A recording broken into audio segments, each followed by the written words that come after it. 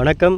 இது என்னன்னு பாருங்கள். இந்த செடி ஃபுல்லாகவே வந்து சிலந்தி வந்து வளர்ப்பின மாதிரி இருக்குங்க. இது என்ன வகை சிலந்தியாக இருக்கும்?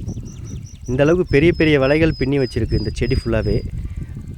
இந்த செடி வந்து ரோடு ஓரமாக இருக்குது. காட்டுக்குள்ளே வந்த இடத்துல இது ஒரு அதிசயமாக எனக்கு தெரிஞ்சுது பார்த்தேன். கமெண்ட் செக்ஷனில் விவசாயத்தை பற்றி தெரிஞ்சவங்க இது என்ன வகை சிலந்தி இந்த மாதிரி வந்து வலை பின்னி கூடு கட்டுன்றத சொல்லுங்கள். எந்தளவு கட்டியிருக்கு பாருங்கள். உள்ளே ஃபுல்லாக பார்த்தீங்கன்னா நிறையா பூச்சிகளும் புழுக்களையும் வந்து சாப்பிட்டுருக்கு. தெரியுதுங்களா? பாருங்கள். இது என்ன வகைன்னு சொல்லிட்டு கமெண்ட்ஸ் பண்ணுங்கள்.